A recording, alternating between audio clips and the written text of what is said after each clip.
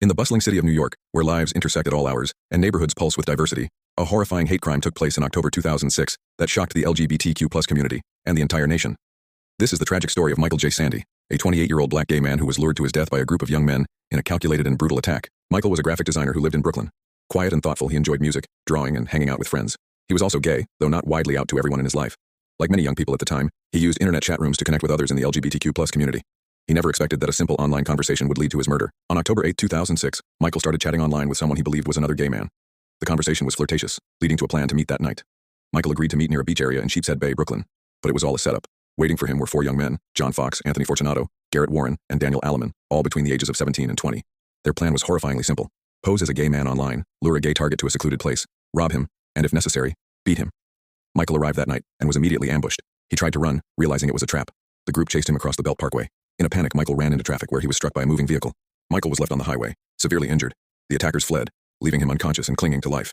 Emergency responders arrived and rushed him to the hospital. For 5 days, Michael fought for his life in a coma. He never woke up.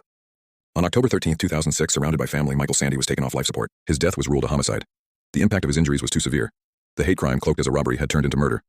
The police investigation moved quickly. Detectives traced Michael's computer and discovered the online chats. Through digital forensics and interviews, they identified the four suspects. It didn't take long for them to confess to their involvement. They had specifically targeted gay men because they believed they were less likely to report crimes, less likely to fight back, and easier to rob. The prosecution charged the suspects with second-degree murder, manslaughter, robbery, and hate crime charges under New York law.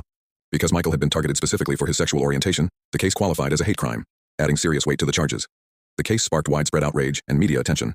It was one of the first times in New York that a hate crime was linked directly to online targeting, showing the dark intersection between digital spaces and real-world violence. Each defendant's role was scrutinized. John Fox, the ringleader, was the one who had initiated the online conversation and set the trap.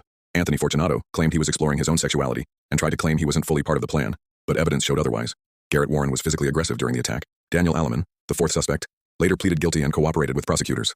After a highly publicized trial, the sentences were handed down. John Fox was convicted of manslaughter and attempted robbery as a hate crime. He was sentenced to 13 to 21 years in prison. Anthony Fortunato was convicted of the same charges and received a sentence of 7 to 21 years. Garrett Warren also received 7 to 21 years, despite his direct role in the physical assault.